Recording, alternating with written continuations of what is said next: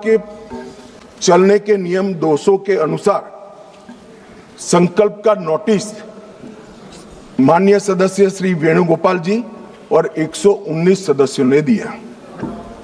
अब शायद वो आधे अधूरे मन से ही लाए होंगे प्रस्ताव।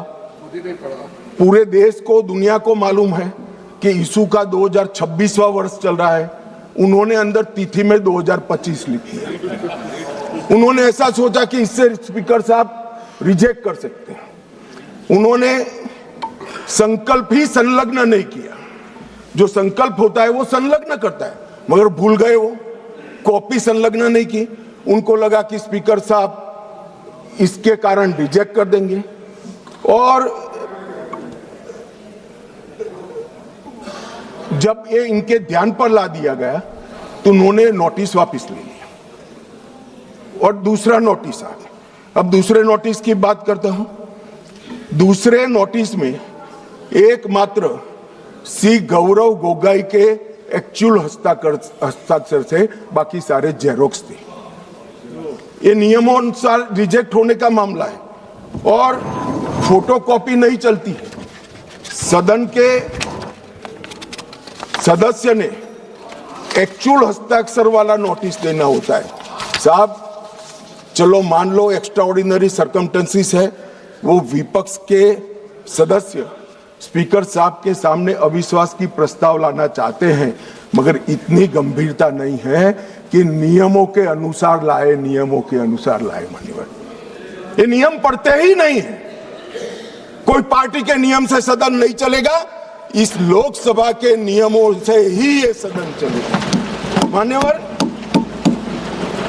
फिर भी स्पीकर साहब की ऑफिस ने उनको मौका दिया कि भाई इतने इतने गलतियां हैं, आप सुधार लो। फिर अब उनको शर्म आई कि अब तो सुधारना ही पड़ेगा, ये तो रिजेक्ट करेंगे ही नहीं, तो फिर सुधार कर उसको दायर कर दिया। अब मान्यवर, हाई मॉरल ग्राउंड की बात करते हैं और सदन में गंभीरता की बात करते हैं। ये दोनों चीजें इससे ही प्रकाशित होती है। हाई मॉरल ग्राउंड ये है कि दो बार नियम अनुसार अविश्वास का प्रस्ताव न होने के बावजूद श्रीमान बिरला जी ने, हमारे अध्यक्ष जी ने उनको मौका देकर नोटिस सुधारने के लिए मौका दिया। और गंभीरता की बात है, 4 दशक के बाद जिस नियम का उपयोग करके प्रस्ताव आया, वो प्रस्ताव नियम अनुसार ही नहीं है। ये नियम को मानते ही नहीं है मान्यवर, और फिर कहते हैं कि हमें बोलने नहीं देते, हमें बोलने नहीं देते। मान्यवर, क्या कुछ सदस्यों ने कहा कि माइक के कारण आया है, माइक बंद हो रहा है।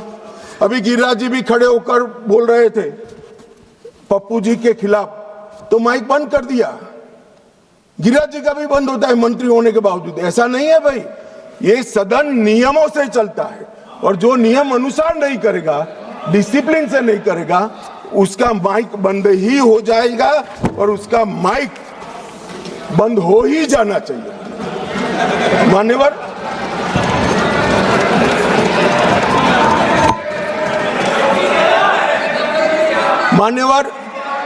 उन्होंने नोटिस दिया। अंतराल के बाद सदन फिर से शुरू हुआ। 9 तारीख को 14 दिन समाप्त हो गए। अब वो प्रस्ताव किसका था? तो विपक्ष का था। हम तो तैयारी कर आए थे, स्पीकर साहब चेयर पर भी नहीं बैठे। उनके खुद के प्रस्ताव के प्रति भी वो गंभीर नहीं है। जिस दिन उनका लाया हुआ प्रस्ताव, जो 4 दशक के बाद रूल्स का उपयोग कर लाए थे, वो प्रस्ताव की चर्चा करने की जगह उन्होंने सदन को बिखेर देने का काम किया। इससे ज्यादा शर्मनाक घटना कोई नहीं हो सकती। आपके खुद के प्रस्ताव पर आप चर्चा नहीं करना चाहते हो और फिर कहोगे हमें बोलने नहीं देते। बिजनेस एडवाइजरी कमेटी ने सबकी सहमति से 9 तारीख मुकर्रर की थी मान्यवर, वो भी बैठे थे। हम सबको मालूम है बोलने के विषय बिजनेस एडवाइजरी कमेटी तय करती है, सदन का बिजनेस एडवाइजरी कमेटी करती। आपकी सहमति से 9 तारीख को आया और ये इससे सहमत नहीं, सदन को डिस्पर्स कर लिए मान्यवर। और मैंने तो साहब ये कितनी गंभीरता है मैं बताता हूं। इन्होंने पूरे भाषण मैंने ध्यानपूर्वक पढ़े भी है, सुने भी है। मान्यवर 80% से ज्यादा भाषण स्पीकर के कंडक्ट पर नहीं है, सरकार का विरोध करने के लिए। अरे भले आदमी, सरकार का विरोध करने के लिए ढेर सारी धाराएं हैं, ढेर सारे नियम हैं। आप सरकार का विरोध करने के लिए आज लोकतंत्र के गरिमा का प्रतीक लोकसभा स्पीकर पर आप सवालिया निशान देते। मान्यवर, कल भी कहा कि कैसे हुआ। मान्यवर, तीनों बार लोकसभा के स्पीकर के खिलाफ जब अविश्वास प्रस्ताव आया, डेप्यूटी स्पीकर ने इसको संचालित किया। अब ये कल अभी कहेंगे, कल भी कह रहे थे आपने डेप्यूटी स्पीकर अपॉइंट भी नहीं किया। मान्यवर 66 और उसके बाद आने वाले अविश्वास प्रस्ताव बलराम जाखड़ साहब के पास आया।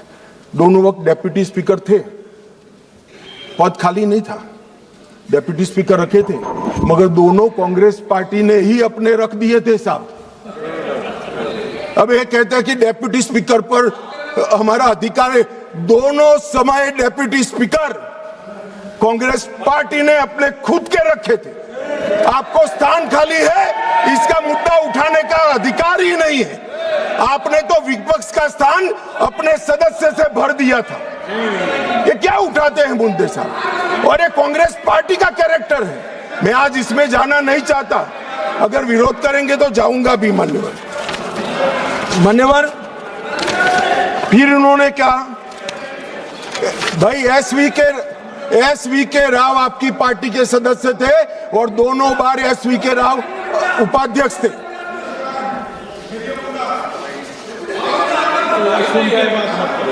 भैया 54 एक मिनट बैठ जाओ। 1954 उपाध्यक्ष श्री एम अनंतशयनम अयंगर कांग्रेस पार्टी के थे।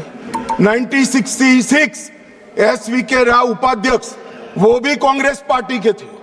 आप तो विपक्ष को इसका भी, हमने तो कम से कम खाली रखा है आपके लिए, आपने तो खाली भी नहीं रखा, सत्ताधारी पार्टी से ही भर दिया।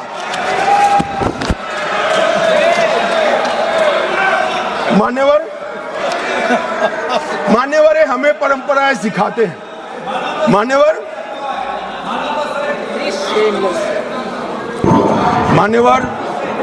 मैं विद्यमान लोकसभा स्पीकर साहब के लिए भी कुछ जरूर कहना